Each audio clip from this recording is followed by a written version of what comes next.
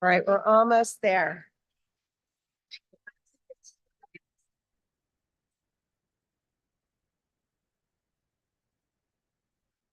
All right, I'm gonna keep signing while we do the roll call. Help with something? Do you have a pen? Yeah. What's my name? You don't want, Well, it's not gonna look like yours. I just, no. you sure? All right. No. All right, we'll just do it really fast. You're pretty artistic. That's what I know worried about. yours, yeah, I think it's good for them to have yours. Smiley face.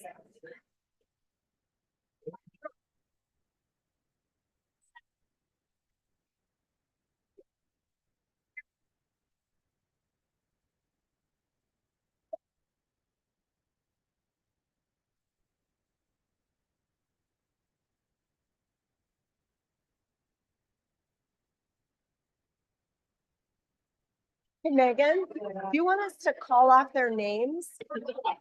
Yeah, how do you want to do that? Do you think we should call off their names? No, I. And the stack to the. Because I was gonna say, bang a gavel or everybody, a handful. Well, it's clear we're gonna have to have the Burlingame Firebirds in some days. Who are they? That's the softball league, I think, isn't it? Fire? Firebirds or fire something? I forget what they used to be. Right, I think we're here.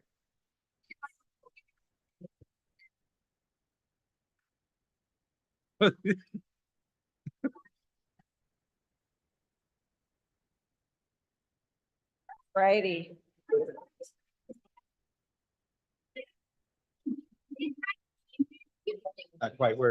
Not quite sure where to sit. Not anticipating this. John, it's like his 10th meeting.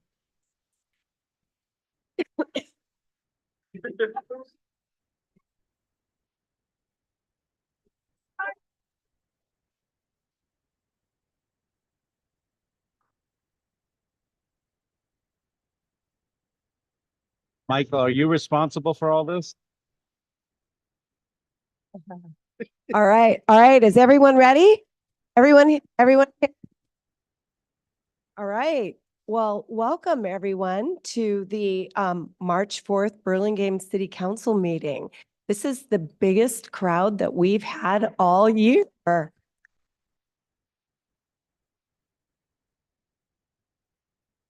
So we're going to go ahead and we are going to have, we're going to start off tonight with the Pledge of Allegiance.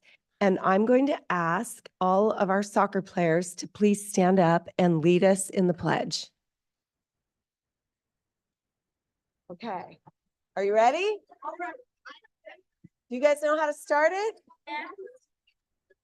1, 2, 3.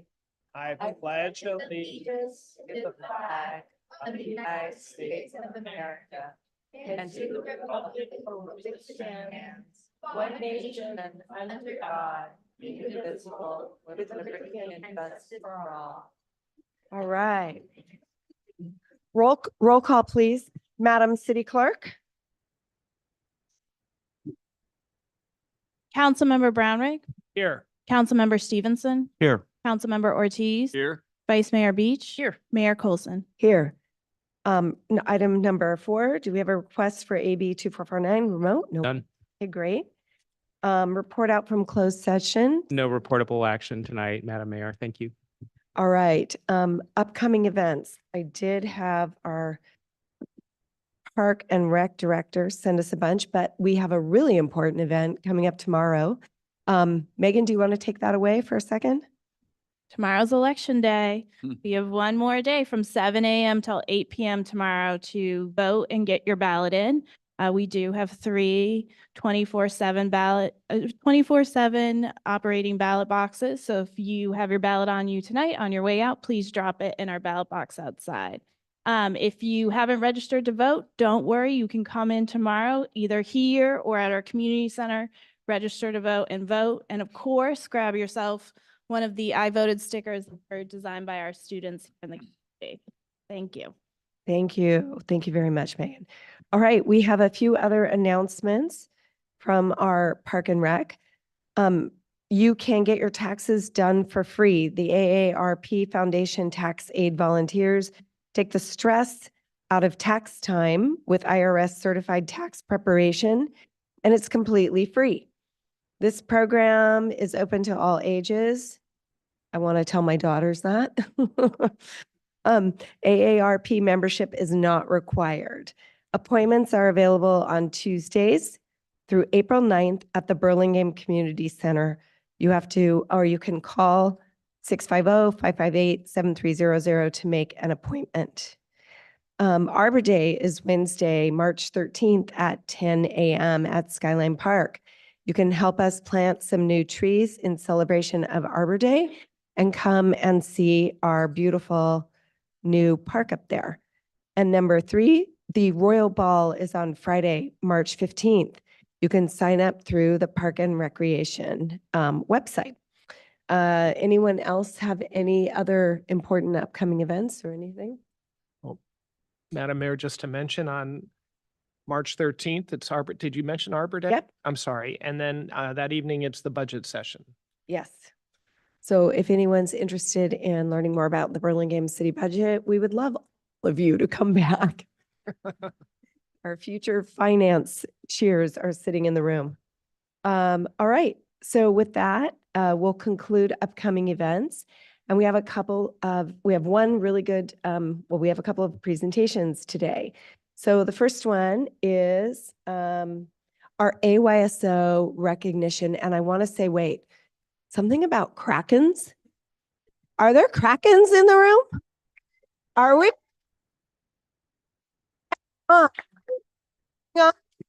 Crushing the Krakens. Are the Krakens undefeated? What? Oh, okay. Well, that's pretty close. Close enough. Close enough for government work. So we'll call it there. Well, we just want to recognize and maybe bring up your coaches. Do they want to come up for just a minute and tell us a little bit about what is going on with this amazing team?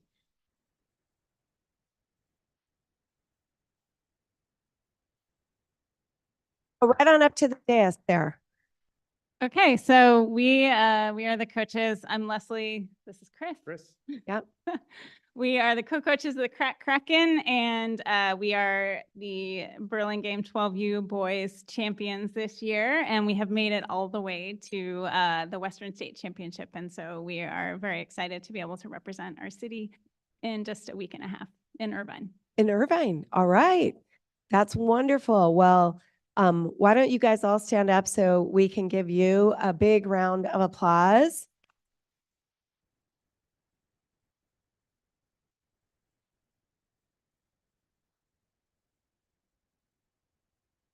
One more team here. Oh, we have another team too. I Okay. think they're called the Sour Blueberries. Oh, and we have the sour blueberry. Oh, come on up. The sour blueberry. All right. We need sour blueberries to come on up too. Where are you? The sour.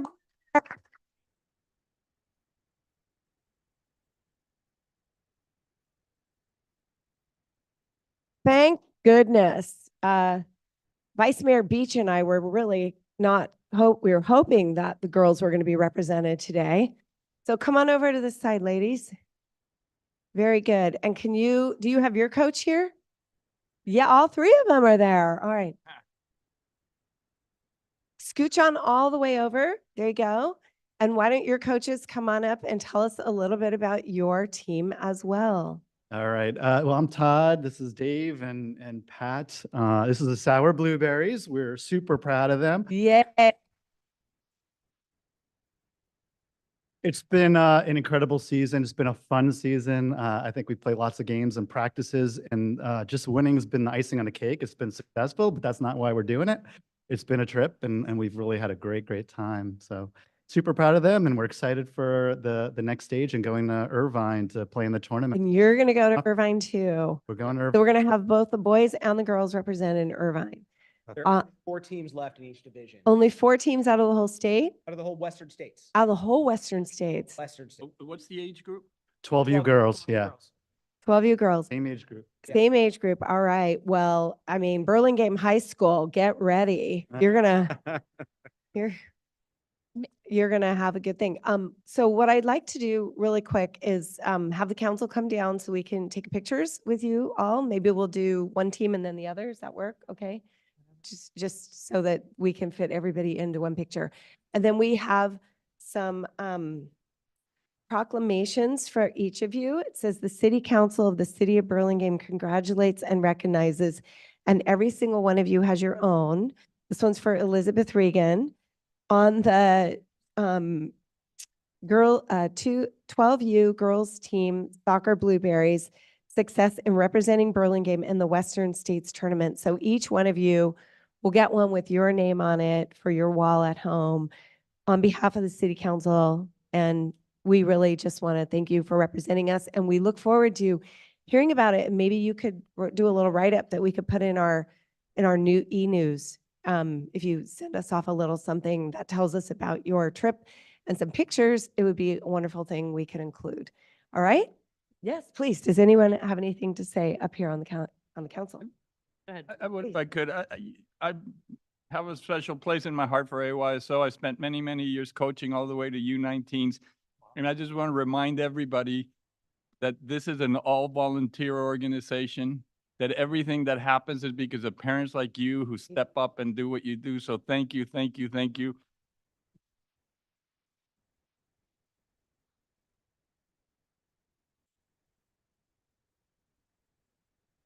I'm done. I would concur with Councilmember Ortiz.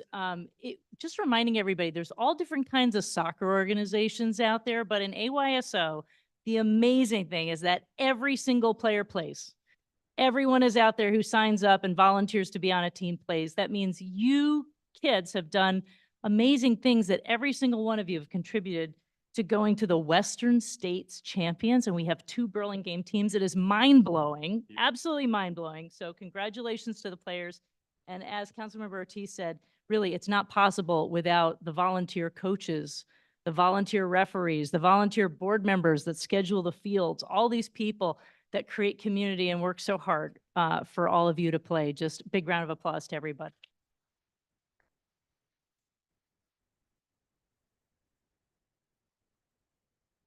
Okay, we're going to come on down for some pictures. No, yeah, you can hand them out. They can take them off. We were gonna borrow.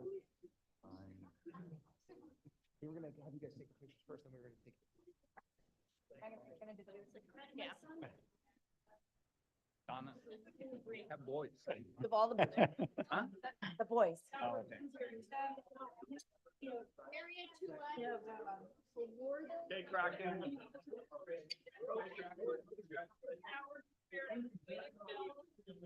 We don't know, probably 2 from Southern California and maybe another state. But usually it's 1 or 2 from. We don't know yet. No, they are. It's just we haven't gotten. Really, 13 years ago? Jordan, who's Jordan? I'm not using I'll strike him. Love your grandmother.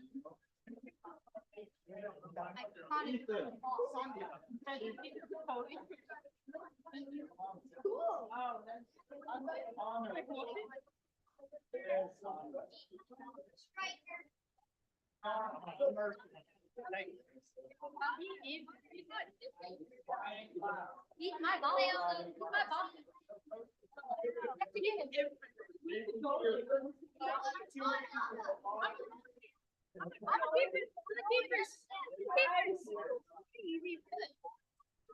In the championship, we got 0 goals on. 6-0. I have like 3 saves. Where's that? I'm honored. Our team member.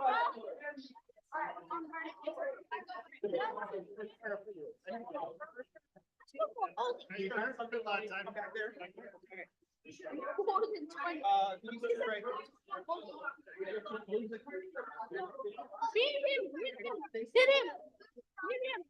But he said, I said, you got fired. Does this work? Fired? You got fired? He got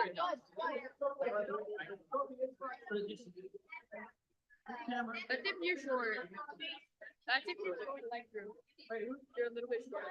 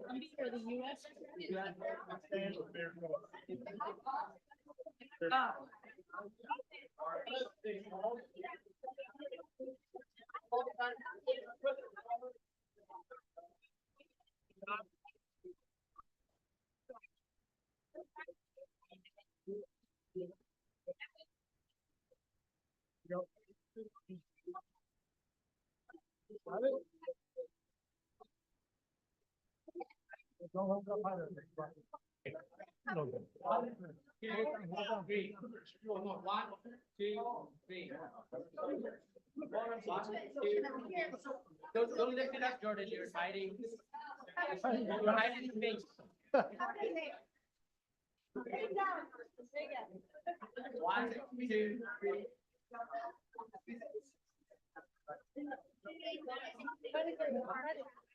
Ready when you are.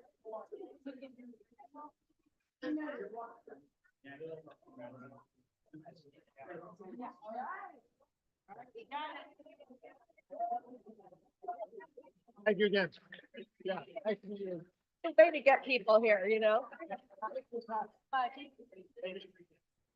We hope to keep you all proud. Hope to keep you all proud.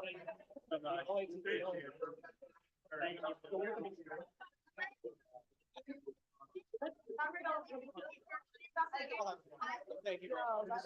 So, hey, Megan. Megan,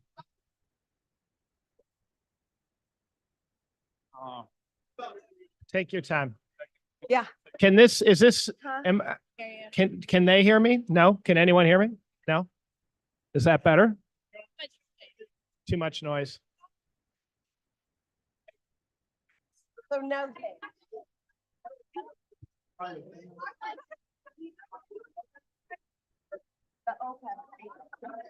Okay. Sorry.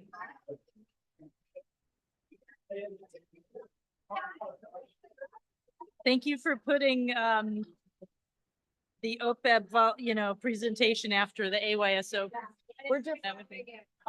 Oh, we're deferring entirely. Oh.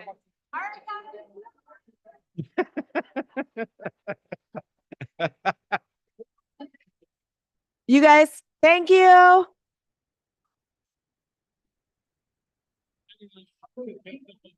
Unless you want to hear a pension presentation, right? Oh, Lisa, let us enjoy it a little bit longer.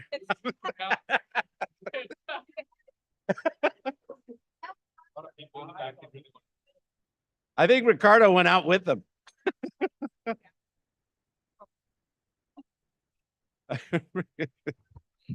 Sorry. Now I can misbehave because what are you gonna do? Kick me out?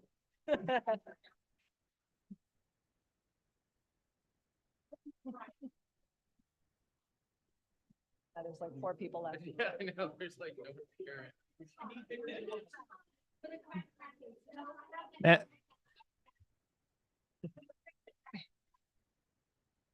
That's a big deal. It went from the most attended meeting. Oh, yeah. Back to normal. Now the chief. Dad's sending me Chief has to follow that. city. Sacramento, my dad, it's like how much money people made and is the lack of efficacy compared to what we get paid. Let's turn them all into voters. Good. All right. That was wonderful. Thank you all. All right, we are moving on to an introduction of our new Central County Fire Department Chief, Dave Pucci. Come on up. Tough act to follow. Yeah. Chief. Yeah, sorry. I was just gonna say that. Good evening, Mayor and council members. Dave Pucci. Sorry, we're gonna shut the doors. Hang on.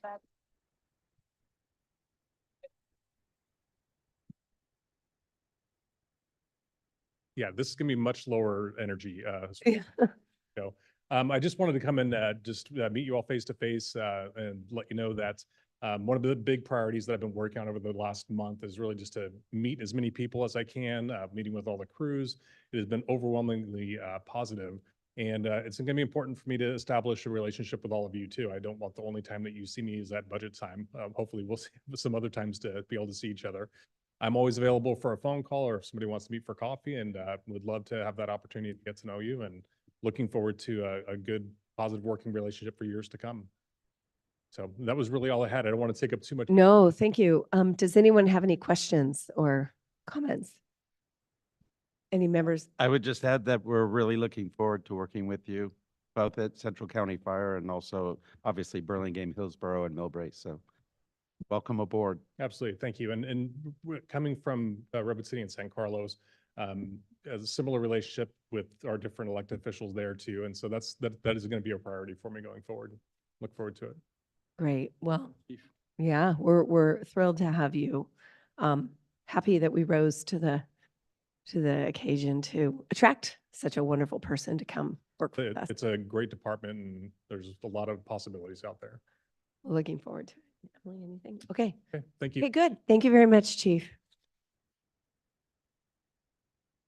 All right.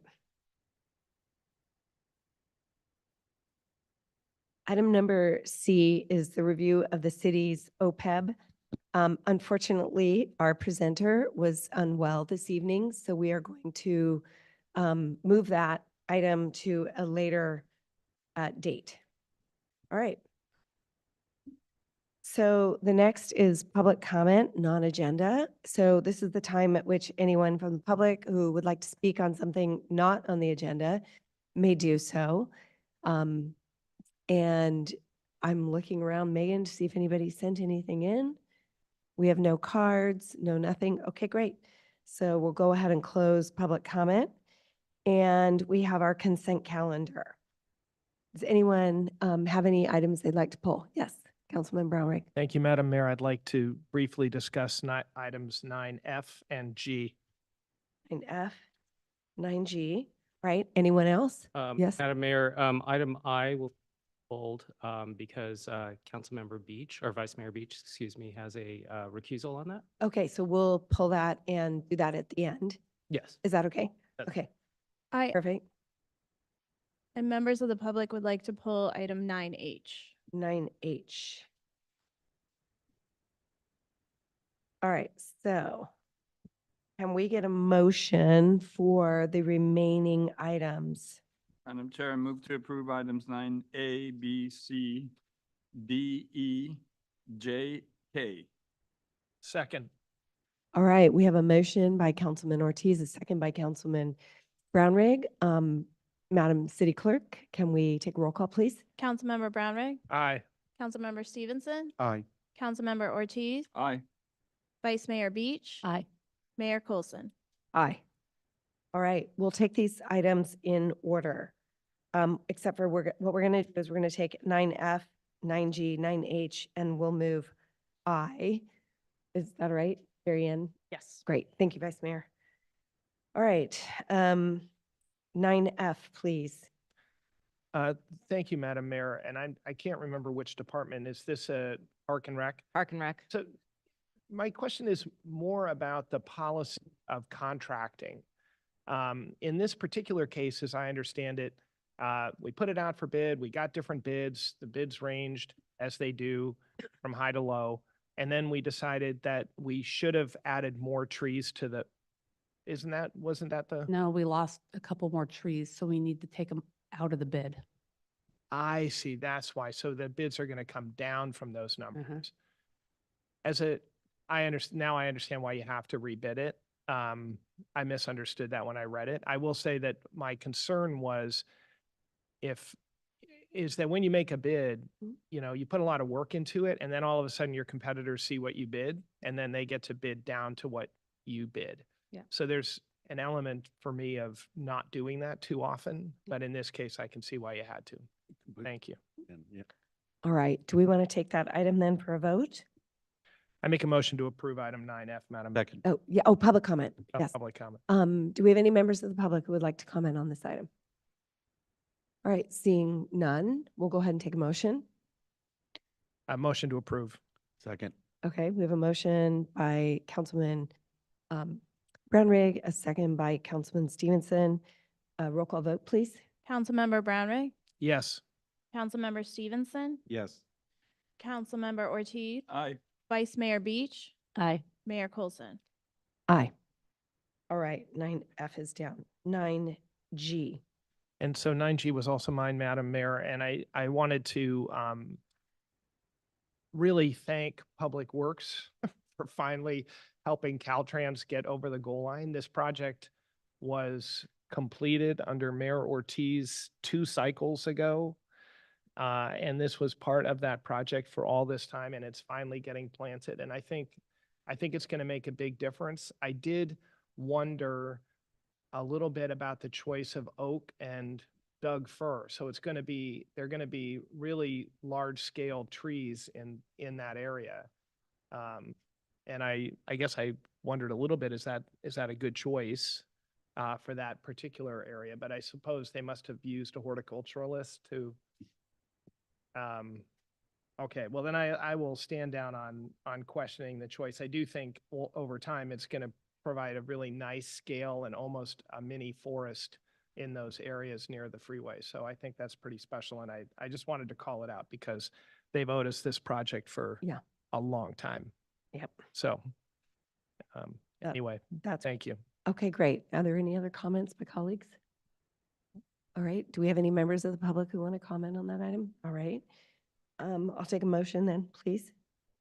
Motion. Move to approve? Yeah. I have a motion by the Vice Mayor and a second by Councilman Brownrigg.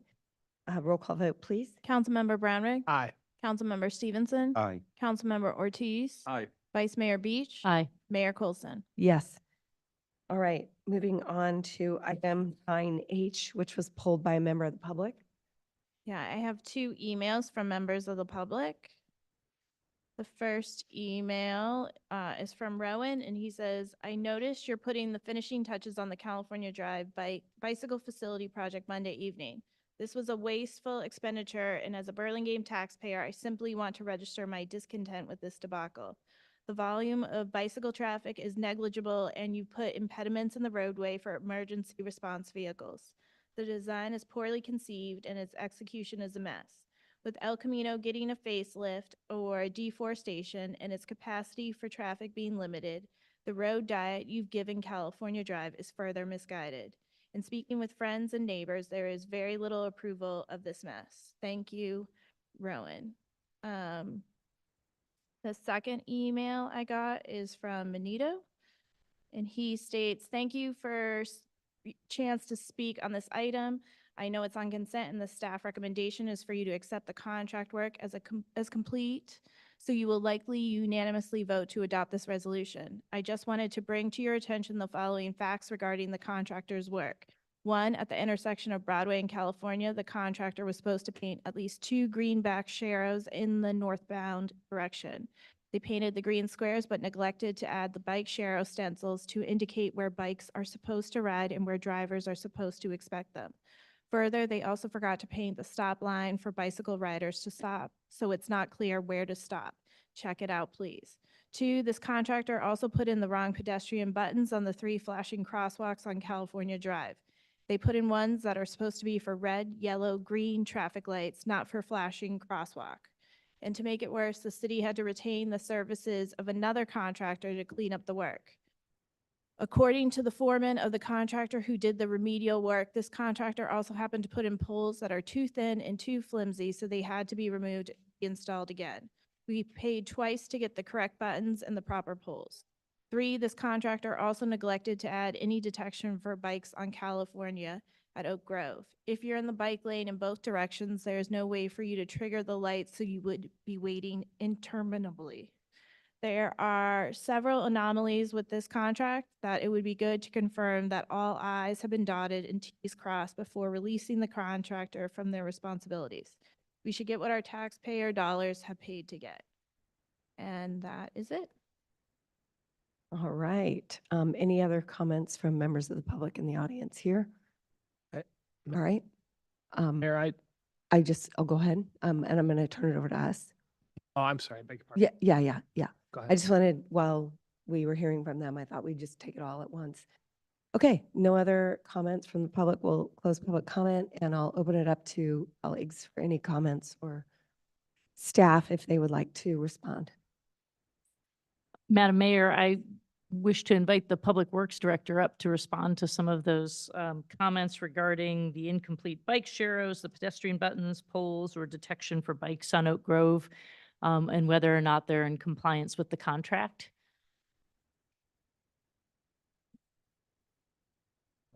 Good evening, Mayor and Council.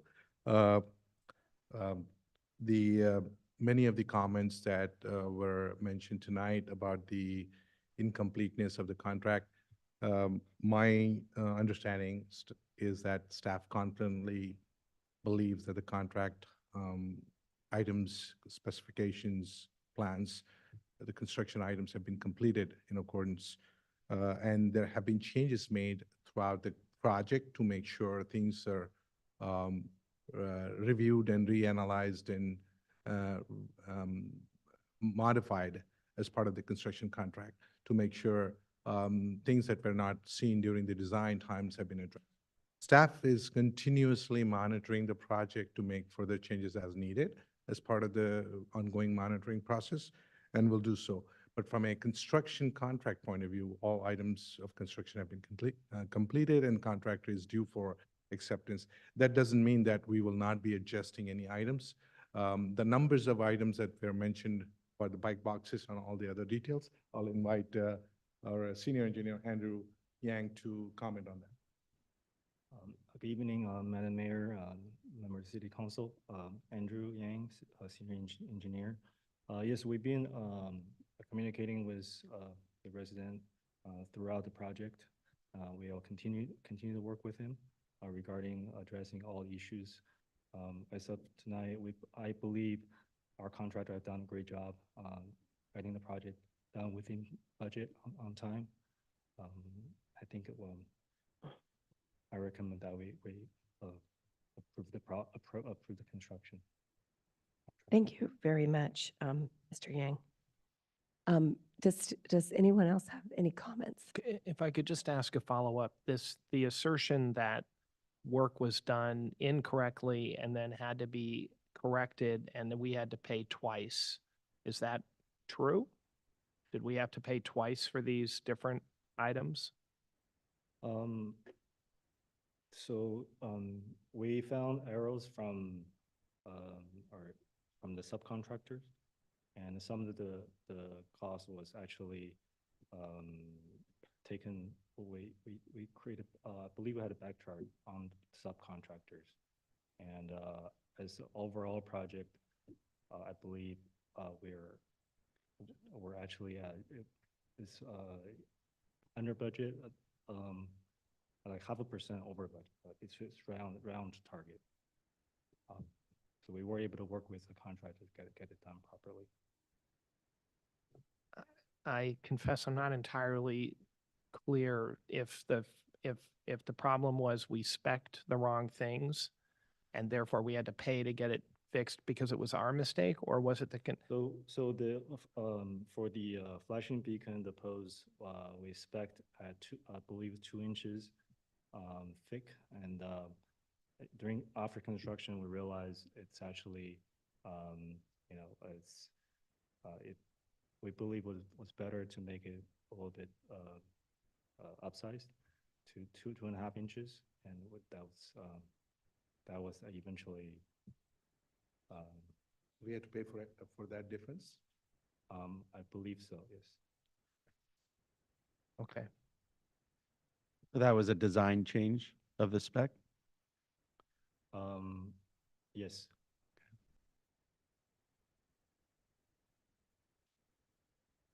So everything the contractor agreed they were supposed to do has now been complete. That's correct, per plan, per the specs. Okay. All right, I think thank you for clarifying. Any other further comments on this, concerns? Okay. The number of comments about bike lane boxes, staff has been receiving comments from Mr. Velasco over the construction period. And many of those comments have been reviewed and analyzed. There's difference of opinion between staff and Mr. Velasco about what is needed, where it is needed, and all that. Those, even before coming to this meeting, those comments have been, there's back and forth between staff and Mr. Velasco. So we will, again, the big thing about this project is this project has been a major change to our community. And as part of that, staff is going to be continuously monitoring and making adjustments, changes as needed. Thank you. Thank you, Director Matuza. I think you're right. There's always differences of opinions, and if each one of us could draw the specs, we might draw them a little differently, but it certainly represented a thorough process. And when I am either biking on that road or driving on that road, it's just remarkable to me how much it has slowed the traffic down, probably by about 10 miles an hour of speed, which makes it safer for every single human who is traveling by car or by bike or walking along the side or walking from a parking space. And so thank you for your efforts, and thanks to your team and the contractor. Yes, Councilman Ortiz. Can I ask Mr. Martusa, maybe you could clarify, because this issue about emergency vehicles keeps coming up. And I'm sure that the traffic engineers took into consideration fire engines and other emergency vehicles traveling through that street. Could you comment on that? Yeah, as part of the design process, it's pretty standard for the designers to use standard templates that are available in the design industry. And then subsequently, during the construction, there has been, during the design process as well as during the construction, there have been staff and the CCFD staff members, engineering and CCFD staff members have reviewed things and made changes subsequently. They added more red curving, they've added more space for the turning of the vehicles, and they've, and it's not done, we continue to review that. And based on CCFD comments, we have, again,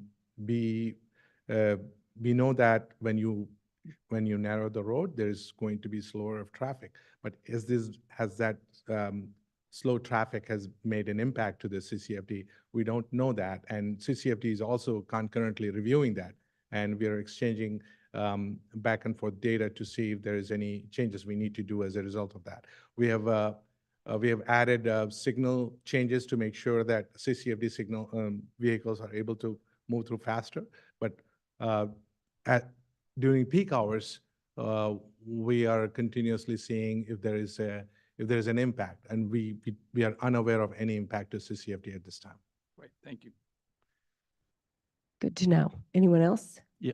Yes, Just Councilman. the one comment from the resident about the bicycle riders not knowing where they're supposed to go as they approach Broadway is the only question or concern I have, in the sense that that could create bicycle riders into a roadway where they're not supposed to be, or vice versa, cars into that. Has that been clarified? Has that been addressed? Given the current configuration of Broadway and the traffic and the number of lanes, I think you have the best bicycle lane at Broadway now than it ever did before. Before, there was no protection for bicyclists. Now you have a very class 4 where you have delineators where bicyclists are guided between the cars to go across Broadway on the northbound side. Now, we don't have that same facility, same convenience, same right of way on the south side of the southbound side. However, all these, we are not done yet, because Broadway Great Separation Project will further enhance the. And then we'll address more there. Okay. No, thank you. Perfect. All right. Does anyone else have any comments? Yes, I really just, I want to wrap it up. And I think Vice Mayor Beach said it very eloquently. This has been a long and complicated project. Just like the roundabout, when something new comes along for people, they have a tendency to have a lot of questions and concerns. But the interesting thing, what everyone has said to me is, I have to drive, we're going 10, 15 miles an hour slower now on that street. And I'm like, and that is the, About 30 seconds. yeah, and that is the point, that is the whole point. And, you know, I really believe that even if only 2 or 5 or 10 bicyclists or pedestrians use it, if we save one life, it's worth it. I mean, that's the bottom line, is how do you advance safety over, you know, speed and hurriedness. In fact, someone said to me the other day something about, oh, well, it's taking people time longer, this and that, and you're causing kids to be late for school. And I'm reminded of my father, who said to me once that the only reason you ever have to be late is that you didn't leave early enough.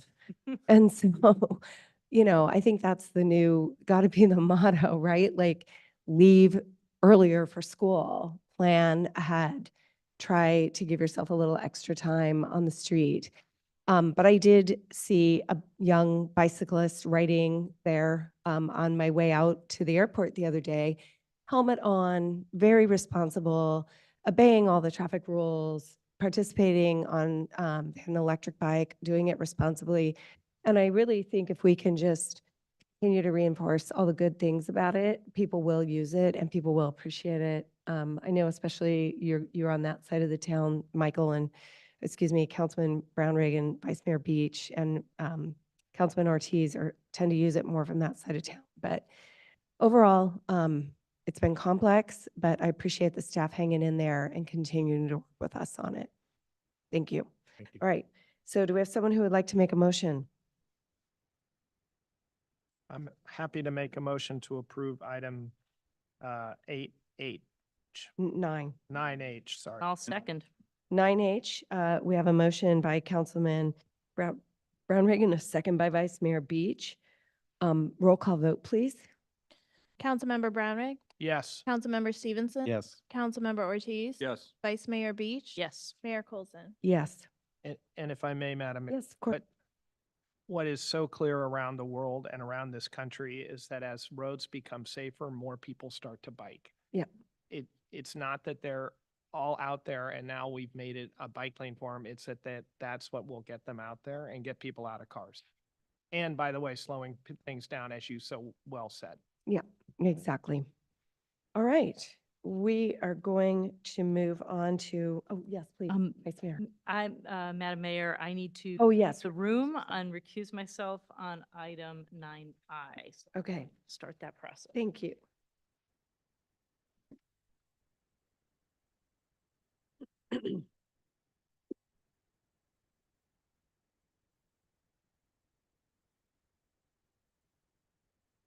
All righty, item 9I. All right, we have a resolution. Did I get this right? IJJ, right? That's the one, right?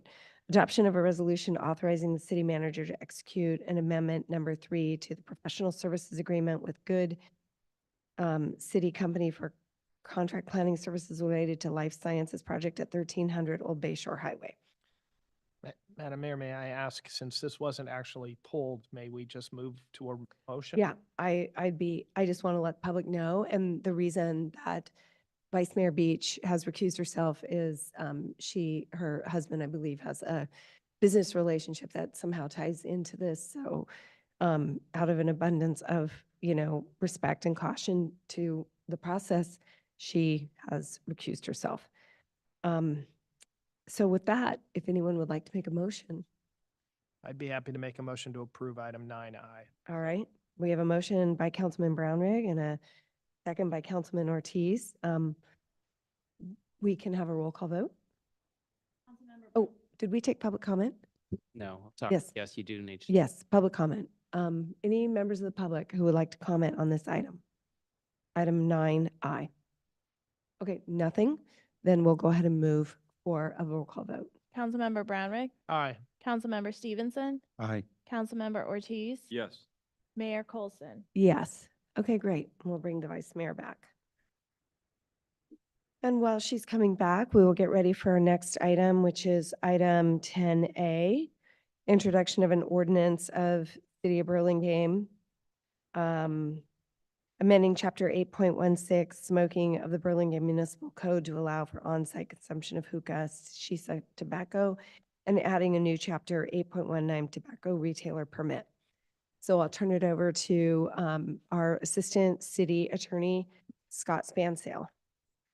Thank you, Madam Mayor, City course. Council. Good evening. I am here, and I'm not going to belabor the point too much because I know we've talked about this quite a few times over the last few meetings.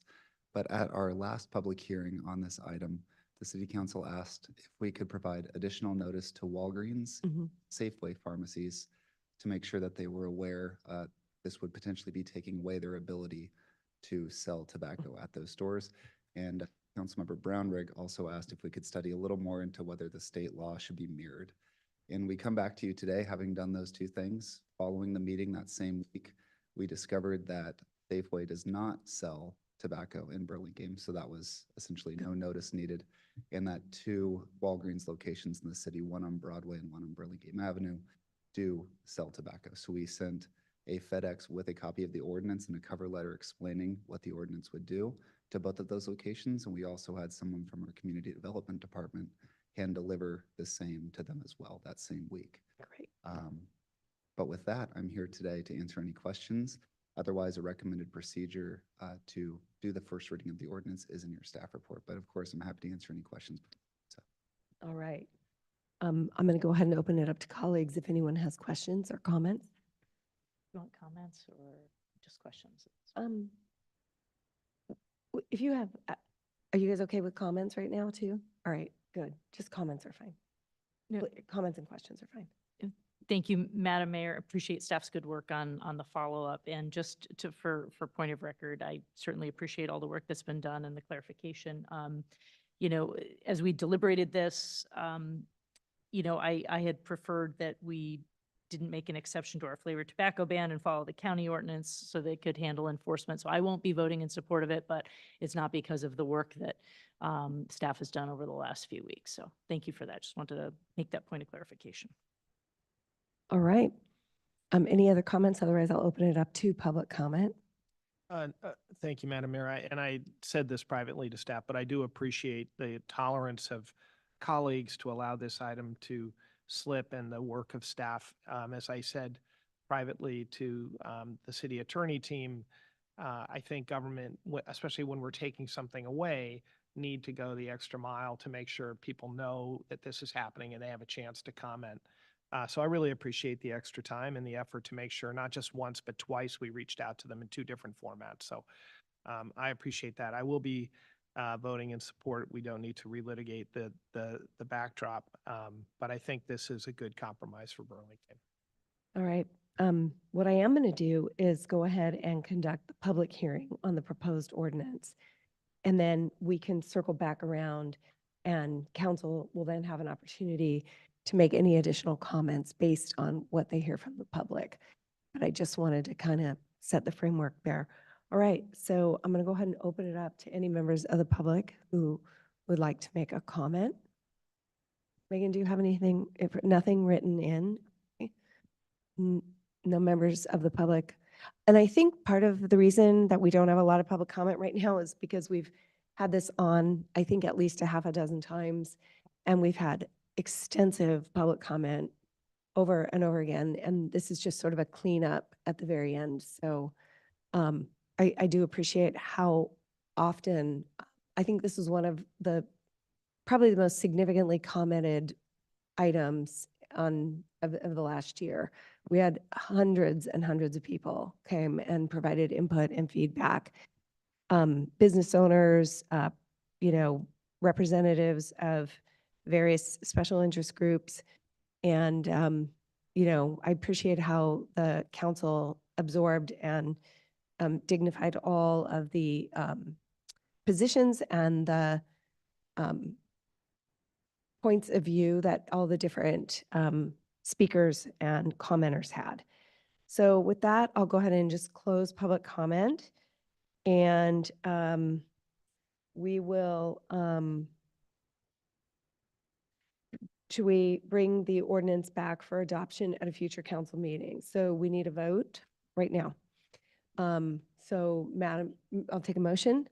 So move to bring back the ordinance for further reading, but I'm sorry. Yep. Back Second. adoption in a future council meeting. Great. Adopt. So we have a motion by Ortiz and a second by Stevenson. May we have a roll call vote, please? Councilmember Brownrigg, Aye. Councilmember Stevenson, Aye. Councilmember Ortiz, Aye. Vice Mayor Beach, No. Mayor Coulson. Yes. All right, thank you very much. Motion carries 4-1. I would like to direct the city clerk to publish a summary of the proposed ordinance at least 5 days before the proposed adoption. And I do want to also thank City Attorney Spansale, Assistant City Attorney Spansale, and City Attorney Mike Gina for all the hard work on this. I know it took a lot of extra effort to create transparency. And I also want to thank Chief Matucci for his willingness to handle the permitting process on this and managing it here. And I have the utmost, highest level of confidence that our police department will continue to do an excellent job. So thank you for that. All right. If that is that, we'll move on to item B, adoption of an ordinance and amending and restating Chapter 6.5 of the Burlingame Municipal Code to modify the San Francisco Peninsula Tourism Marketing District, CEQA determination. And I think that's Lisa, right? It is me. Yes, thank you. Mayor Coulson, members of the council. We are back with you again to talk about the Tourism Marketing District. You've done this all before.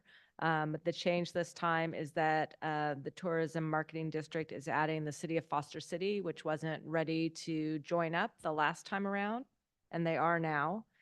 So they do that via the ordinance that's before you, and then there's a proposed resolution to modify the Tourism Marketing District to include Foster City.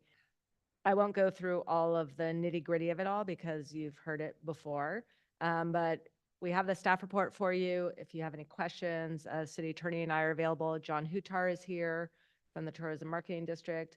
You'll need to open a public hearing, allow for any oral or written protests against the proposed modification to the district.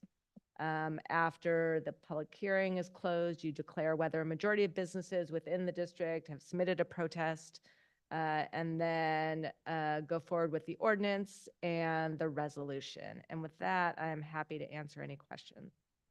All right, so we have received the staff report. Does anyone have any questions?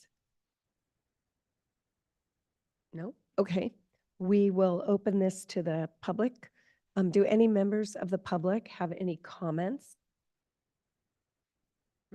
And any oral or written protests against proposed modifications? Yes. Madam Mayor, if I may, it's a little unfair but with Mr. Hutar here and our bid coming up next week, may I invite you to briefly address the state of the tourism industry?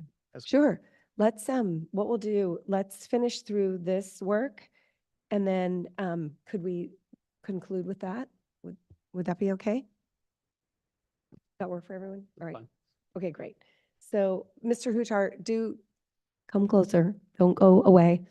Come close. We're going to have you in here. I just want to get through the business piece here.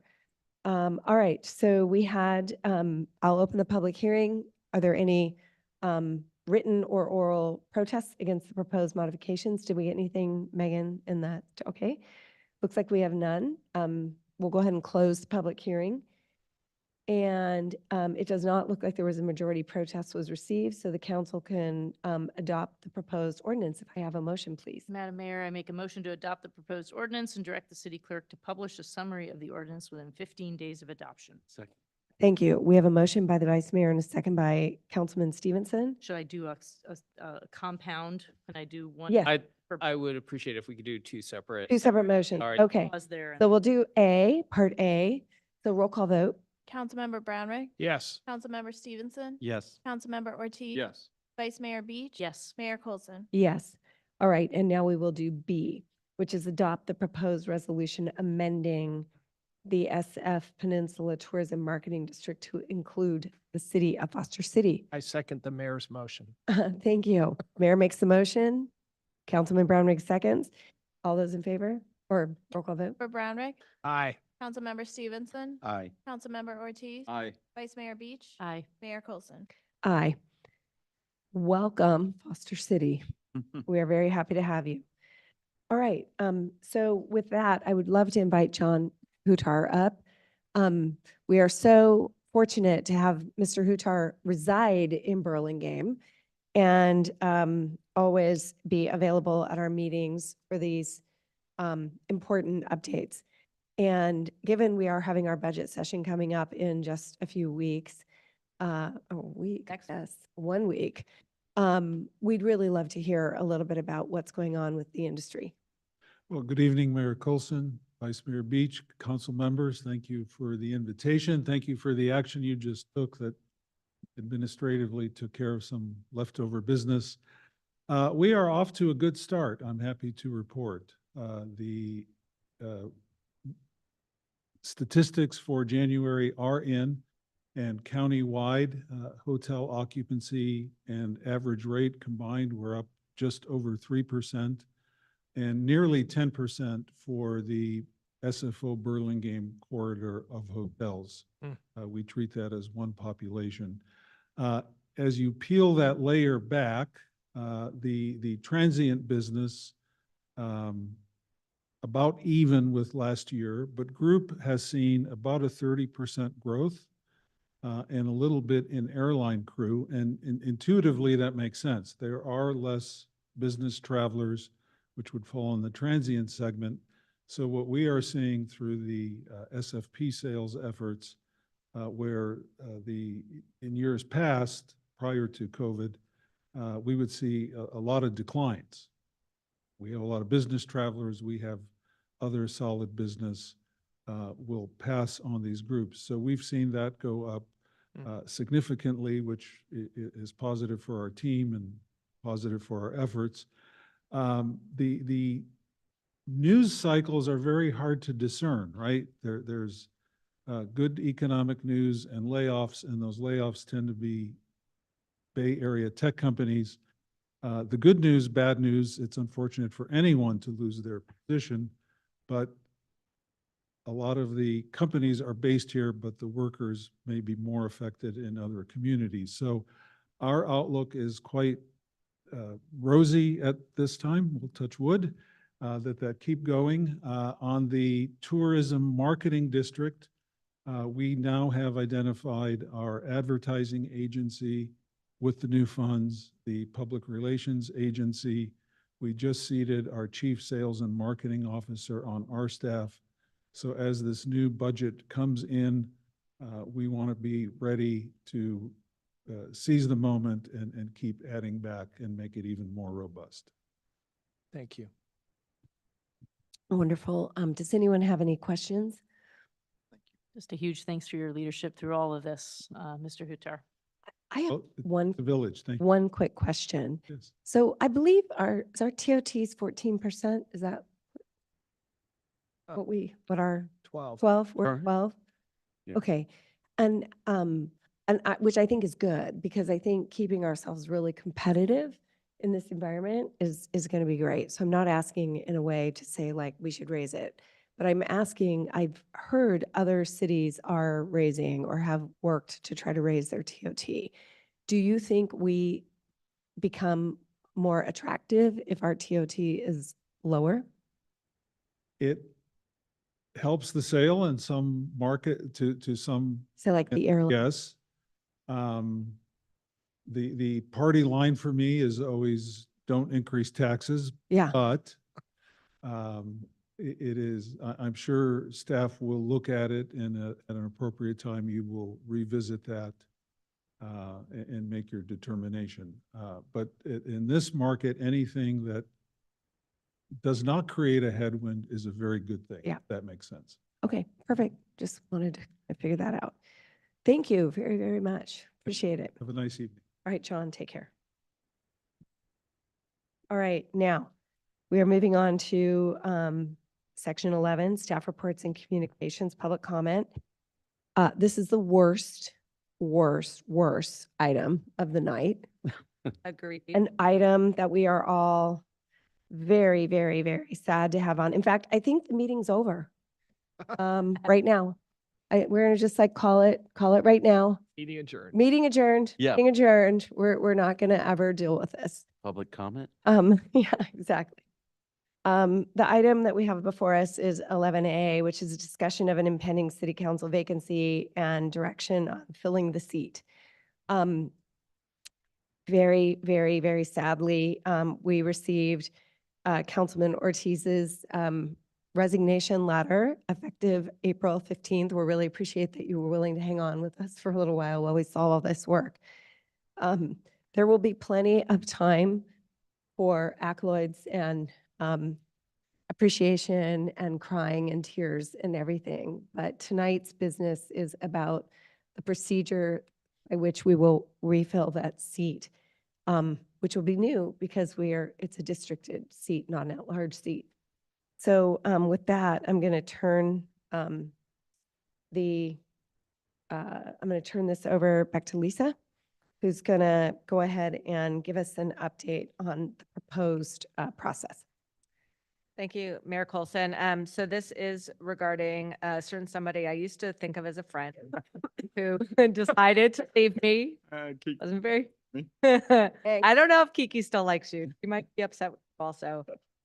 So we are here to talk about how to fill the District 1 seat. The last time we went through this was when then Councilmember Jerry Deal stepped down in 2014, and we were in an at-large system back then. So it was a little bit different than what we're dealing with now. But some of the basics remain the same. There's a state government code section that governs city council vacancies. And so we do need to fill the seat within 60 days of the commencement of the vacancy. So within 60 days of April 15th, we have to fill it. So we don't have the ability to say, we're just going to hang out until November and then fill it. We can't do that. We need to fill the seat. There are rules about special elections and not special elections, but given the timing of it all, and the way the state law works, you will be filling the seat just until the November election, and then actually the second meeting in December when we do our switchover. And then whoever gets appointed will sit in the seat until the second meeting in December. And at that point, whoever runs for the seat and gets elected would take over for the remaining 2 years of the term. So state law does not allow you to appoint somebody who would serve through the remainder of the term in 2026. You only get to serve until that December election and then the seating of the new person. And then that person again serves just the 2 years. So in addition to state law, there's actually a city council resolution from back in 2005. We had to go back into the Wayback Machine to find this. But it talks about the procedures for filling vacancies in the office of the city council member, also the city clerk, who used to be an elected position. It's now an appointed position, so you can pretend you didn't read that part, but the point about the city council member still holds. So the city manager notifies the city council of an impending vacancy. So here you go. We're notifying you all of an impending vacancy. Again, somebody I used to think of as a friend. Scheduling the matter for discussion at the next council meeting. So that's tonight. And then you have to determine whether you're going to call a special election or make an appointment to the office. Given the timing of it all, you actually can't do the special election. You need to do the appointment. Because our next statewide election is tomorrow. It's a little late for us to get anybody in. And so our next election is November 5th. And we'll consolidate the elections for districts 2 and 4 with this special election for District 1, again, for a 2-year seat. And so let's see, the city council procedures in the resolution call for you to determine any supplemental questions to attach to an application form. Applicants to submit their completed forms to the city clerk by a deadline, and then you hold interviews with the applicants at a public meeting. So this is all really comparable to what you do for commissions, except that in a commission, we're in conference room A. You don't get a whole lot of people weighing in. In this case, whoever wants to do it will be standing right there. You'll all be on the dais. We'll televise it, through Zoom and streaming and all of that. So it's just a little bit different in that sense. There's more public interest and public availability to watch than when we do our commission appointments. So you'll do the interviews, and we can't actually do the interviews until after the vacancy takes effect. So we have a little bit of a stutter step according to this resolution. So after April 15th, the council can do the interviews. And then you will make your appointment at a regular or special meeting by open motion and voting. So all of it is done in public, with all very transparent as we do everything. If no majority is secured, we go through the dance of, winnowing down until the council, because you're four, you could easily have a 2-2.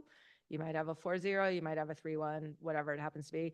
We'll do that winnowing process that sometimes happens with commission appointments when you can't all coalesce around a candidate until you get to a candidate that you're all happy about.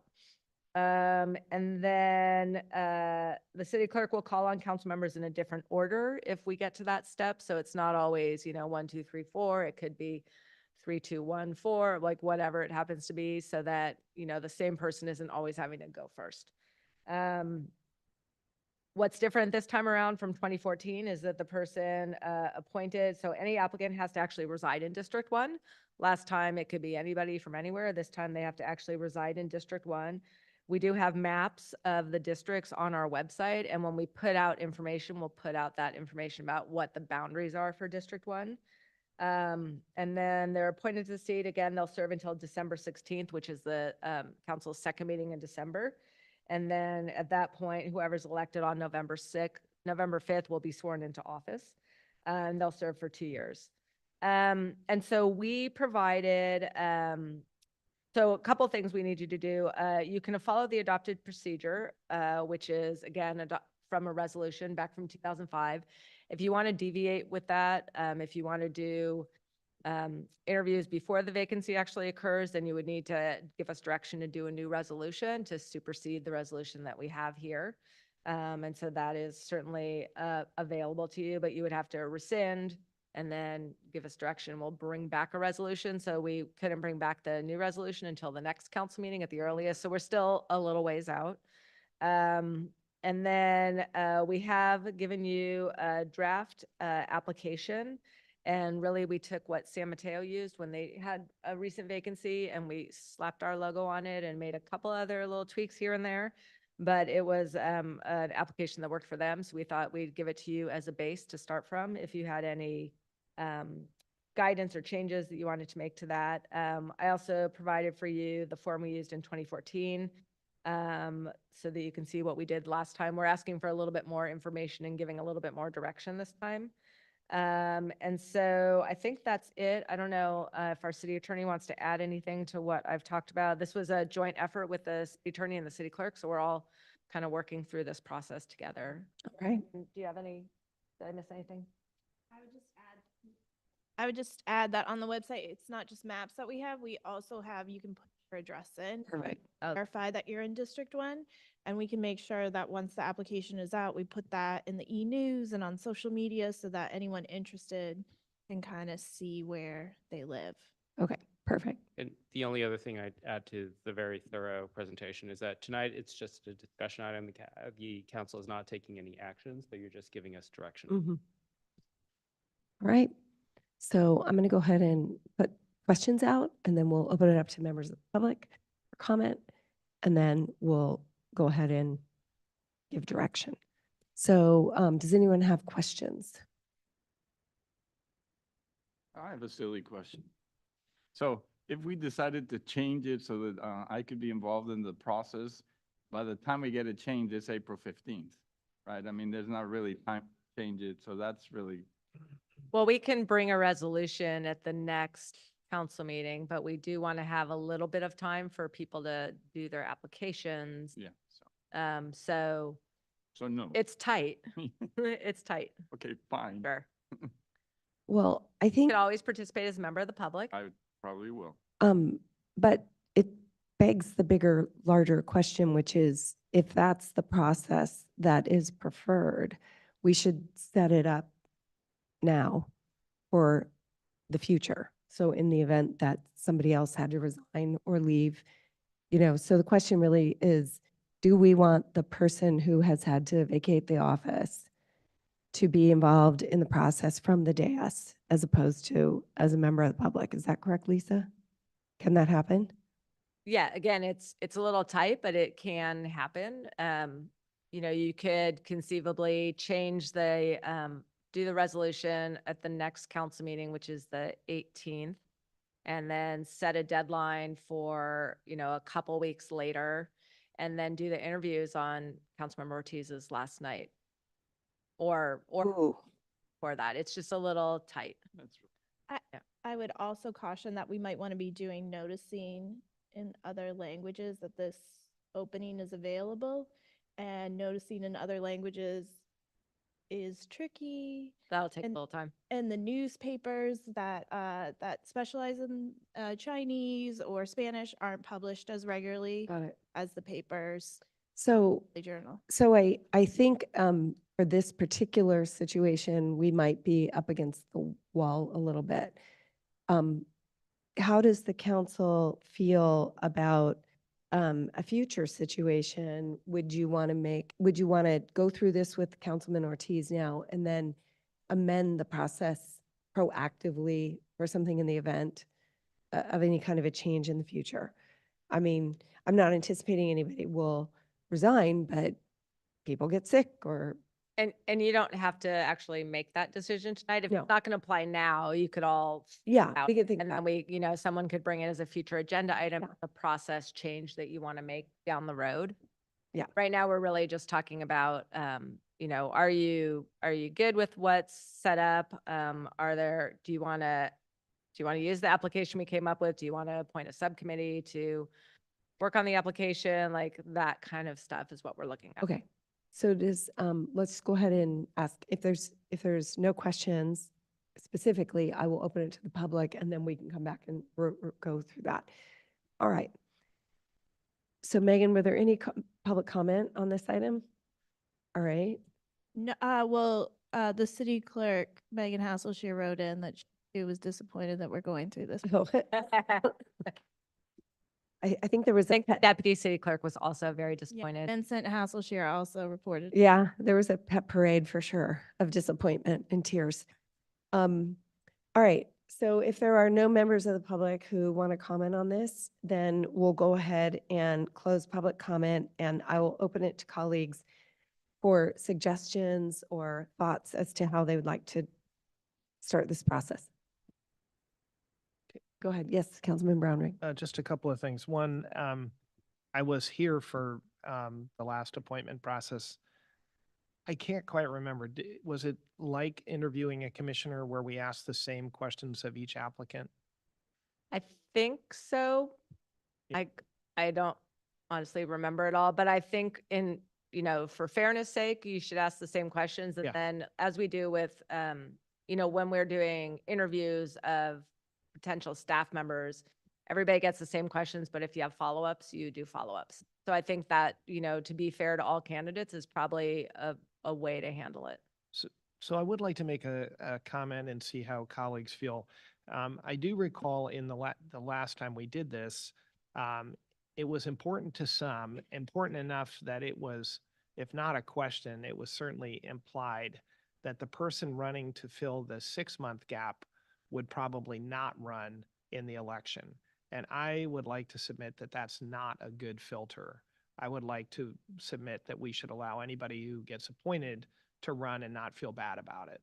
I don't see why we should inhibit somebody, especially if they're a younger person, from then axing themselves from running in 6 months. So I kind of wanted to see if colleagues felt that way, because that might tilt the balance of questions. Please, Councilman Ortiz. So I don't know that I would have agreed with it if it was still at large, but in the districts, I think that's a really, really important distinction. I think that we really need to allow anybody to and not use that as a litmus test. I think we should, and again, because we've narrowed this field dramatically. So I think that's important. I agree with you. Okay.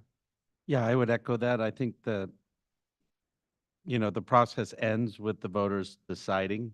So I think that's what's important at the end. So I don't think we should handicap or discourage or encourage, frankly, if somebody is willing to step up for the interim and prevent them from running as well. Appreciate that. I thought that's probably how everyone felt, but I did want to put it on the table. Vice Mayor? Yeah, I think I agree in terms of what Councilmember Ortiz said. It's different with districts. It's so much smaller. I might feel differently if we were at large, but that's not where we are. Thank you. I'm going to agree as well. And the main reason I almost had the flip side, which is I don't want people to not feel, we don't want them to not run because they want to run. Like, if you want to do the job, let us know, raise your hand. We'll interview, we'll pick, who we think is the most, to me, our responsibility as council members is to pick a person who is, highly qualified and meets all the criteria that we're looking for, not to pick someone based on whether they want to run or not run. I mean, the democratic process is everybody gets to run. And I don't think it's appropriate for us to tell someone you cannot run, or, you could get into the job and hate it. And likewise, like somebody say, we promise I will run. Like, either way, it just doesn't really matter. Like, it's insignificant to, in my opinion, to the qualifications of the person to fill the interim seat. The only other comment I would make, but depending on what everyone else says. So I liked the proposed application. I guess came from San Mateo. Is that right? The one question there's two. There's one that's missing and one that I might amend. So the one about the number of challenges and how would you tackle them? That's asking a lot for somebody in a 6-month period to talk about how you would tackle a major problem. Sea level rise is a big problem. What would you do about it? So I might just ask about the challenges and not ask about the solutions. And then in a kind of related fashion, I'd kind of like to know what people think about what's happening. You can either ask it as, what do you think about the general plan? Or what do you think about some of the changes that have been underway in Burlingame? I'd kind of like to know whether somebody is like the direction that things are going or really thinks we're on the wrong track. And I maybe if you ask about the general plan or something, you might be able to kind of figure that out. Those are my comments. Please, Vice Mayor. Thank you, Madam Mayor. No, I think that's a great question, and kind of a general, what do you think about some of the changes? I like that, or whether it's related directly targeted at the general plan. I think those are important questions. I have two ideas that I'd love to discuss a little bit about the application. So, and concur with your other one about how would you tackle those challenges.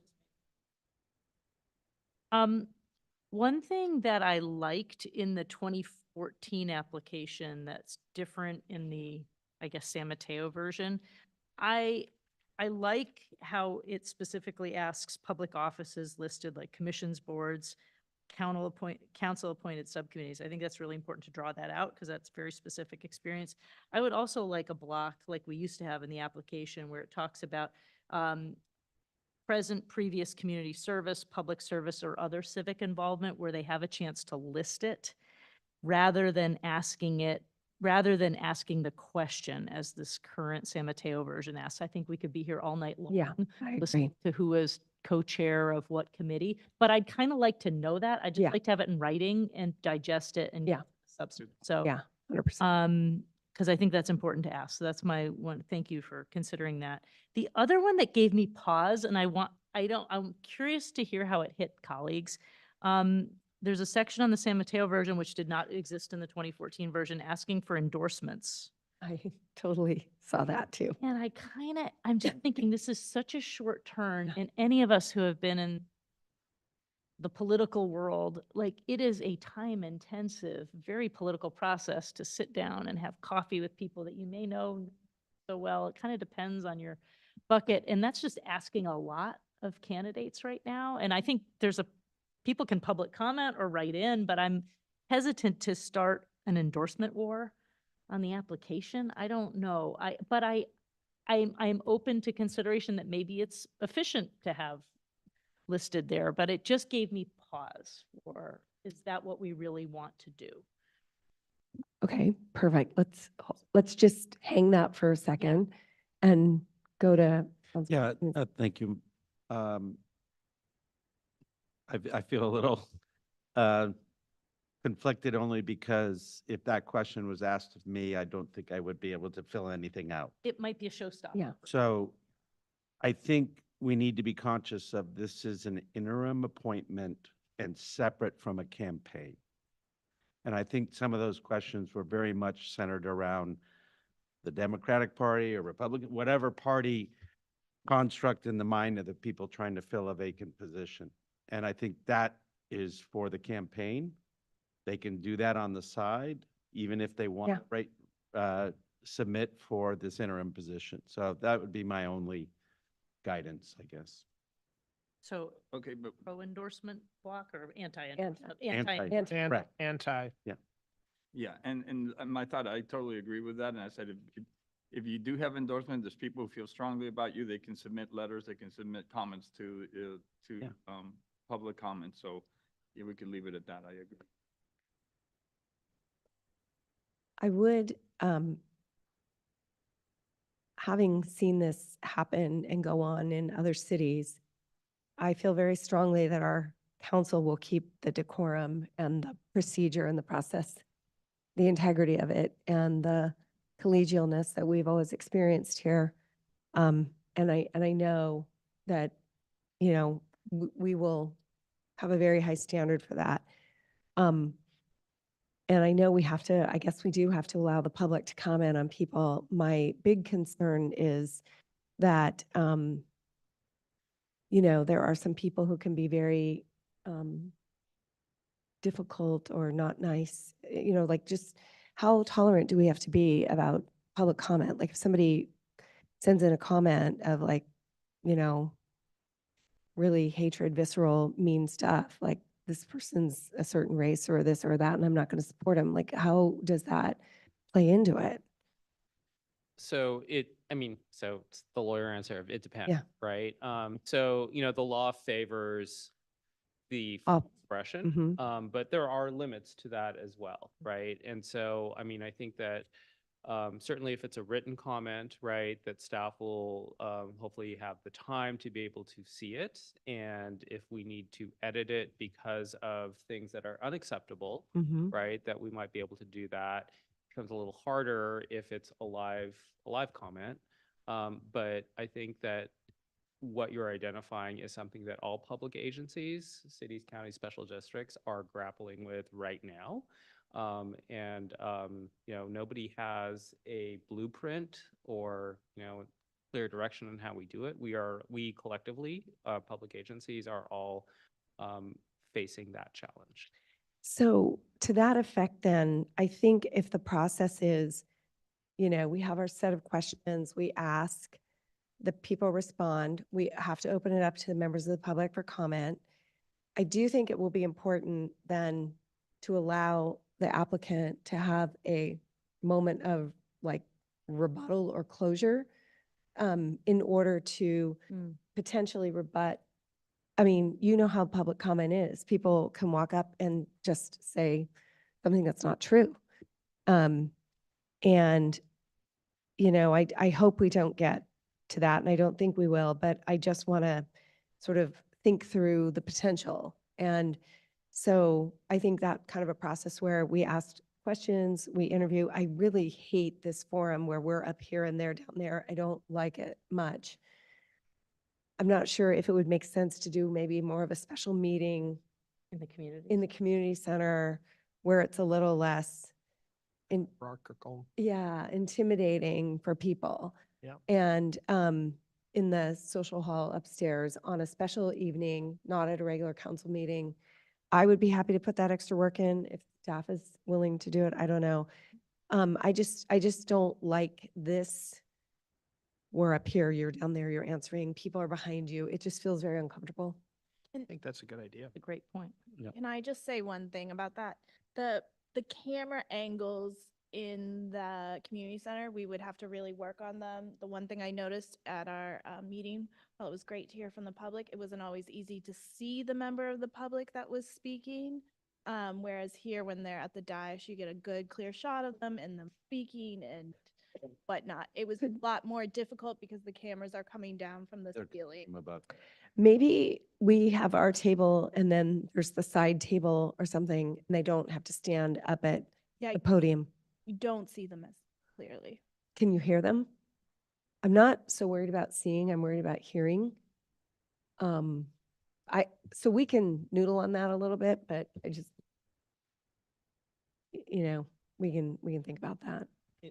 Can you, sorry, can you remind me, is the format, I should remember, but I don't, is the format that we do the interview and that very evening we vote? Or do we think about it like we do with commissioners and then come back and vote the next time?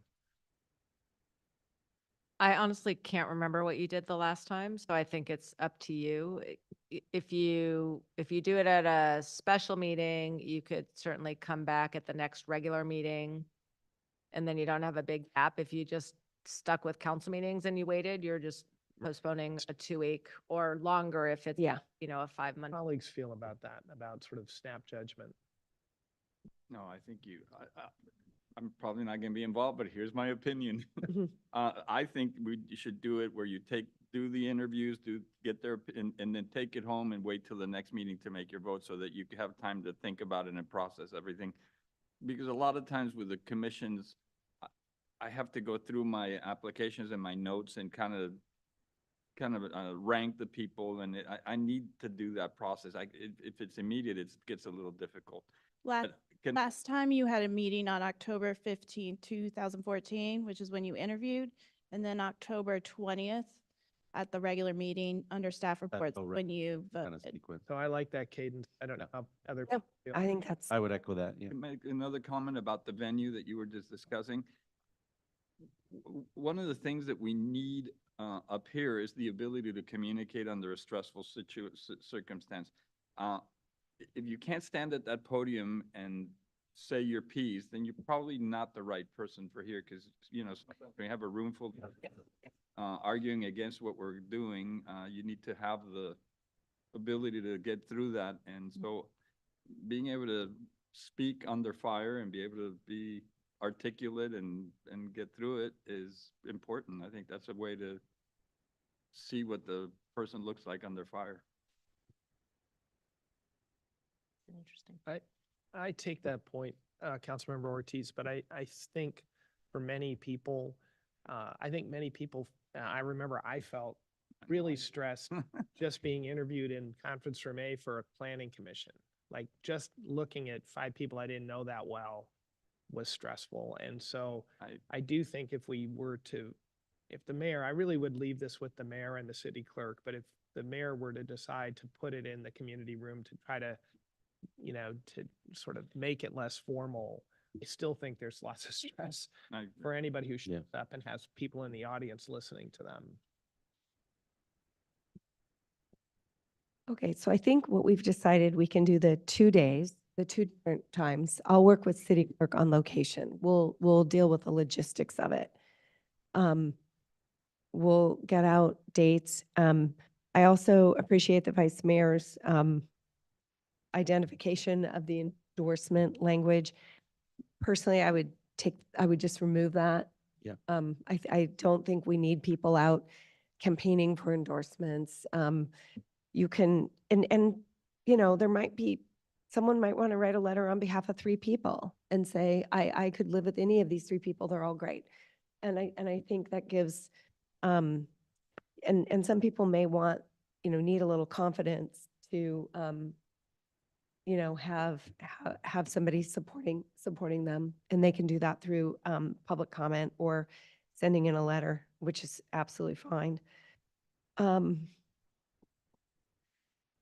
Go ahead.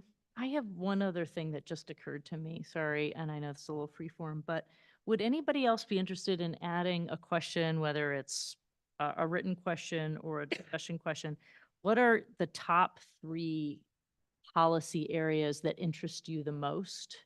And one of the reasons for asking that is I think what's been interesting about our councils is there's people that have different and varied interests. And it'd just be curious, I think it would be informative where their passions are, which is different than what are the 3 biggest challenges that the city faces, but like what lights their fire that they'd want to focus on. And I think that could be instructive. Yeah. I have no problem with that. Yeah. I would ask the city clerk, and the city manager, when we do the regular elections, we have that little briefing where we sort of sit down. I don't want to take a bunch of department heads' time on that, but I would think it would be nice if we had and I'm happy to do it as the mayor, and you can join me as the vice mayor. There could be 2 of us. I don't care, whatever we want to do. Where maybe we had like a little open house session where drop in where people could come in and ask their questions, like, how much time does this take? And, what's it like during the day, during the night, weekends? Just something where, because I am already personally starting to get a few phone calls from people and, asking like, well, how much work is it and how much time is it? And I think there's a lot of people who are kind of interested, but they just don't know what they're getting into. So how do we share that out with them? Like, just, Well, and the city clerk is also a resource. that's what I'm saying. Oh, Like, it could be like, Those types of questions are really best answered by council members. You all know what your Yeah. time commitment is. Like, we can't do that. What we can provide is, we put together a binder, except I think last time we did it on a thumb drive of stuff about the city. yeah, We can provide what we did last Perfect. year. Like, we wouldn't Perfect. have a chance to update any of those documents, but we could certainly provide what we've provided in the past. I think that would as be the helpful. backers. Like maybe the top 5, our city, like they can look it all up on the website, and they should. I mean, some people would say, well, they should go research it and do it, but I'm trying to lower the barriers to entry to different people. Well, and it's frankly an opportunity to like advertise the position for somebody who might be considering running, even not necessarily doing the interim appointment. Because that was a struggle, right? When there just wasn't people willing to raise their hand, Yeah. different districts. So it could be educational for people who are maybe not going to do the interim, but they might want to put up for the campaign. We can add language to the notice, if interested, contact the city clerk, and then I'll email Yeah. the documents. And you can tell them like, most information is on the city. Please refer to the city website, blah, blah, blah. And then I suppose what we could do, and I'm happy to keep doing them, Councilman Brownwig did one, and I've done 2 so far, but the open house sessions. I want to do one too. Yeah, and so I would really encourage everyone to talk to Megan, and we can set them up wherever you want. You can do it here, you can do it in the library, you did it in the library. Send you a date. I think they're very helpful and really useful. And Councilman Ortiz, you might even want to set up, just a little open house for people in your district that might want to come talk to you a little bit about What the council member really thinks. what the council really thinks. Yeah. Oh, they're Or all the- unfiltered. Ortiz Unfiltered. Oh, Why are you quitting? slip in a few Colombians. Yeah. But that would be a way, I'll set something up again in March. I'll set another one up in March, and we'll set some up in April. We have time. And that would be, Megan, maybe a way, like council members have said they will make themselves available either at their open house sessions, or you can certainly reach out to any of us. I think any of us would be willing to talk to anyone interested. Yeah. Absolutely. Like open and transparent. If you call, we'll all try to make sure that someone's available to talk to you and tell you a little bit about it. But seriously, happy to talk to anybody. I've already talked to one person, and I'm happy to talk to anybody else that's interested. Talk a little bit about the district, talk a little bit about what the challenges are, and so please reach out to me if you're interested. Yeah. I think it goes without saying, but I hope, none of us should be telling somebody, I'd love you to run. I want you to run. I'll back you if you run. Right. Like, that's the wrong message for this kind of process. It's different than a campaign. Yeah, Right. That's different. that's different. No, I mean, I think it's important to tell people they should run. They should step up and run and, encourage people to run. Um, if you know someone, pick up the phone and call them, say, hey, please think about it, running. I think the point you make is really good, which is I'm encouraging many people to run. We want a good pool of candidates.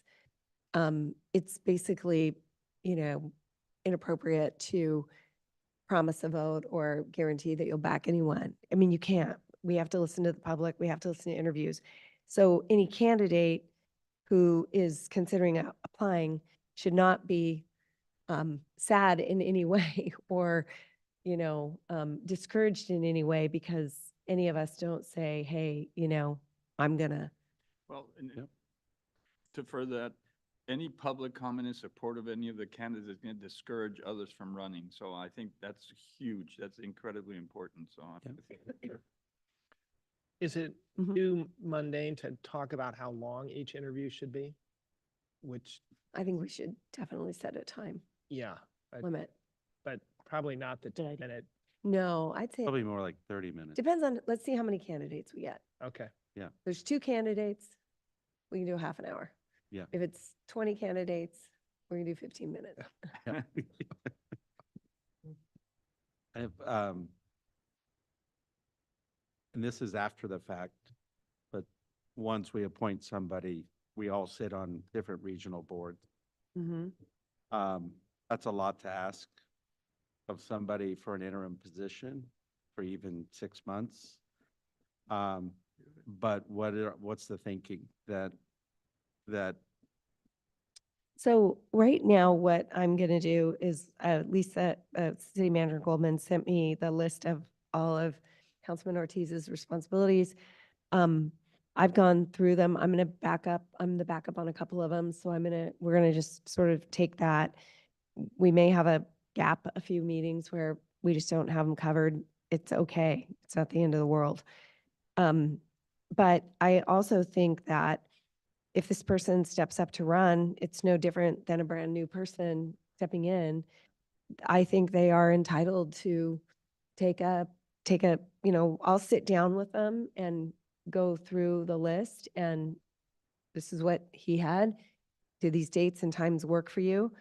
And if we need to juggle a few things around, we'll juggle them around, right? We'll figure it out. I'm pretty open to it all. I think we're all pretty collaborative and willing to help out and pitch in and cover. And hopefully we get someone who's interested in it. And you have 8, 9 months. So, and they could be very versed. And a lot of members of the public come to a lot of our meetings. Or if they're a commissioner or something already, they may already be very sanguine about what we're doing. Okay. So we're good with sounds like the consensus. We're good with process? I think so. I just want to make sure I captured all of it and really that Megan captured all of it because she gets to update this form. So really just looking at the back side of the form, question number 4, we're going to put back on the front side as a block, which might spill onto the second side, but it's a similar thing of where they just list their stuff. Question number 6, which will become question number 5, we're gonna put a period after top 3 challenges and just leave it at that. We're gonna add one that says something like the city adopted a general plan a few years ago. What do you think of the changes underway in Burlingame as a result of the general plan? Yep. Something like that. We'll kind of, That's a good version. okay. Yep. We're gonna take out the endorsements.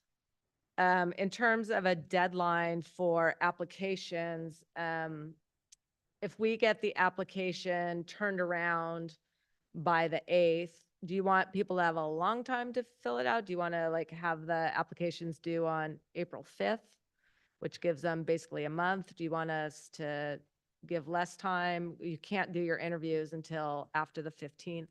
Yeah. So It's everyone's pleasure. Do we also want to add in that, what are the top policies that Oh, right. most? Mhm. Yep. Thanks, Megan. Yeah. So again, in terms of a deadline, actually, we might not get the application out quite so early because do you think we should translate the application into other languages as well?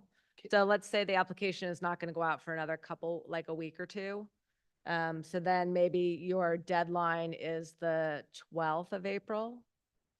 And then we schedule the interviews sometime like maybe the 17th. Let's set that date and put that date in the application. Interviews will be conducted on this date. So the last time around you did the interviews, our special meetings end up being on Wednesdays a lot of the time because people don't have conflicting regional meetings. So the first Wednesday after our friend abandons us is April 17th. Oh, Yeah. it's not over. That's fine. That evening is. We're going to continue to do this until April 15th. Problem with April 17th is you don't have a council meeting 22nd, right? Right. So And you really get. actually, you don't have another council meeting until the 6th, but you could have a special council meeting. You don't have to appoint at a regular, you could appoint at a special. So we'd have to find 2 dates that you could come in, one to do the interviews and one to do the vote. appointments, the vote. Which could potentially be relatively short if you only have a couple people, but we don't know. We won't know that for a while. I think that's too long to wait, May 6th. Yeah. So you have to come back sometime the week of the 22nd and Yeah. a special. Could we just agree to the 22nd? Yeah. So the 22nd, we'd have to be in a different room because the planning commission will be here. That's fine. So we would have to find a room like over in the community center. But the 22nd, we're saying, okay, so So that could be, so your interviews could be the 17th. 17th, Your vote okay. could be the 22nd, 23rd, 24th, somewhere in there. All right. We can see what the availability is of the Maple Room. Okay. So we're looking at interviews on the 17th, Right. 6 to something like that, right? 6 to whenever. Yep. Okay. And then, Madam Mayor? yes, please. We do interviews, just make it a long council meeting, or do interviews start a little bit earlier on the 15th? Do we have a huge agenda? I can do I'm just wondering, rather than, could we include interviews as? why not regular- make tax day just the most torturous day of the year? So we can absolutely do them the same day.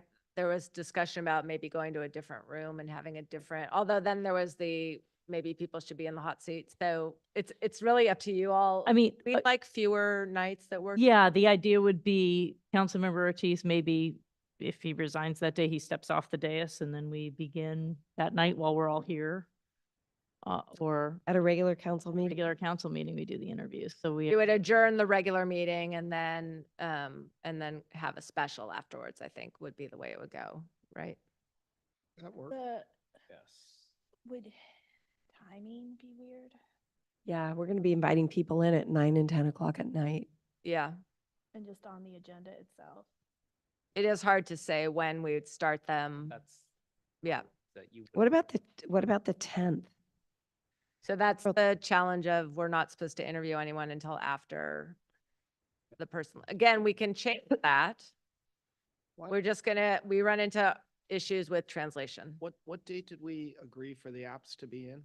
We didn't, but I had suggested maybe April 5th or the 12th.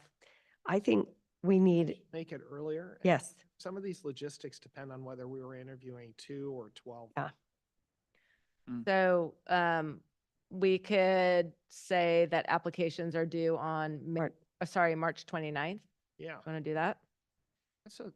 I can do March 29th or, City yeah, looks sick. Friday. No, So we can't interview on the 29th. We This- can't our do application. until after the 15th. Yeah, but people will want 2 weeks or a week at least to read through the applications too, I'm sure, prep for the meeting. So the 29th, the applications would due. Megan, is that work? No, too close? I think you would want to push it into April just because of translate and noticing, if we want to translate. Okay, so April 5th, we're back there. All right. How about, yeah. So again, we could do, I think we're ahead to do a special meeting for the interviews, which brings us maybe to April 17th. I'm sorry, Vice Mayor Beach. I just think it is weird on timing. Let me just explore for the second. What if we were on April 15th to start at 5 and do it as a special session before council starts? So we'd have to change the resolution, which we can do. Oh. The resolution says you can't interview until the seat is vacant. Why doesn't he resign at noon on that Monday? Because that evening, we are going to Voting. consider We need his vote. a vote, Yeah. where we would want a Where we full. need 4 council members. Got it. Mm-hmm. Okay, Well, I'm so let's push for the 17th for interviews. That date. Let's just clear our calendars and work on that. And then, why don't we target no, not the 6th. That's too long. I want to get somebody seated by the 6th. I want someone in that seat on the 6th. So if we do the 17th, then we could hold a special meeting on Monday, the 22nd. I have a 1 shoreline meeting, but I could be here by 6:30, 7 o'clock.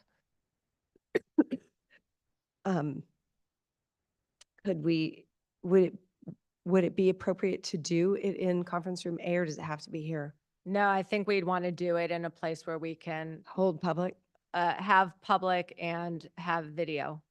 All right, let's try another date here for. Well, no, so we can go over to the community center if we can get a room. Okay, And April 29th, there's no, I mean, if you guys can, or if the council can, oh, there's no meeting That's- on April. There's no meetings. There's 5 Mondays in April. So the 29th, we could be in this room.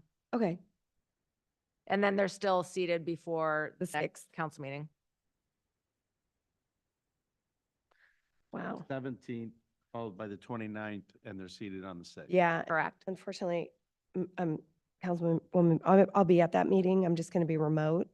So I'll have you run that meeting. What meeting? The 6th. You'll be in, I'll let you do it from here and it's harder to do it remote. I'm going to be, The 6th, so you will have already voted the week before. so we'll They're just just be swearing feeding in them the in. 6th. Okay, yeah. I think this is a good conversation, but I also think we should allow the mayor and the city manager to pivot. Yeah. How many Like, candidates? If it's 2 candidates, we could do it after that Monday. Th- council Yeah, yeah. meeting. So I think we'll let's, whatever the application deadline is. I would just tell them to keep a few dates open. I would say keep Monday evening, the 15th, the 17th. The 29th is us. The next meeting is only us. They don't need to be there. So maybe just one of those 2 dates, Megan, in the application, just saying, please keep those. the funky thing with calling a special meeting is you usually you need to have a specific time the meeting starts at.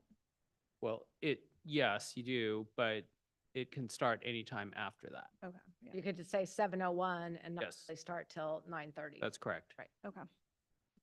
Okay. All right, well, we'll work it out. Thank you for the latitude. I know it'll be a decision. One last thing. I would love to, I was the one who asked for a gap between interviewing and voting, but I'd also love that gap to not be too long because I don't feel like getting a million phone calls from people. Oh, 100%. Yeah. Well, and I think that's why, like you say, if it's 2 people, or 3 people, maybe we can dispense with, we can, let's, So let's, why do it on the 17th then? Why not the 24th interviews and the 29th for the special meeting to seat them? You could do that too. you could just, Time that gives more time for her to do the publishing and the translation and, I'm not available on the 24th. oh, okay. That's why. Solve that problem quickly. Neither is the city. Good. So the 17th, I think is good. But let's, the way we could agendaize it, I take it to the city attorney, is we could agendaize it interviews and selection. And if we decide we can't make a decision that night, we could defer, correct? Yep. To either another meeting or the next meeting. Yeah. Yeah. You can always continue the item. Continue the item. So would that work for you, Councilman Brownring? Like, we can set it up that we could maybe do we could do the interviews and maybe discuss and see how it goes at night. There might be just works out and we don't have a big lag. But if we feel we want to delay, and defer to another date, we can set that up. So, all right, we'll work on that and see how many applications we get. I think not being a at-large seat, we're gonna get far fewer, obviously. Okay, so sorry about that, taking so long, but I think it's important. Any other comments? Or members of the public have any more comment? I know I've opened it once, but I'm gonna open it again, now that they've heard. All right, we're gonna close that all down, and I'll work with Megan. Thank you very much. So, council committee and activity reports and announcements. Anyone have anything? Okay, move on to item 13, future agenda items. Ricardo on his I have- last day out. Mayor, I have a. He's got a big list. All right. It's pretty gonna sing. Yeah, he's gonna sing. And item 14, any acknowledgements? All right. No acknowledgements, then we'll go ahead and adjourn the meeting. Thank you all very much. Thank you, Madam Mayor. Yeah.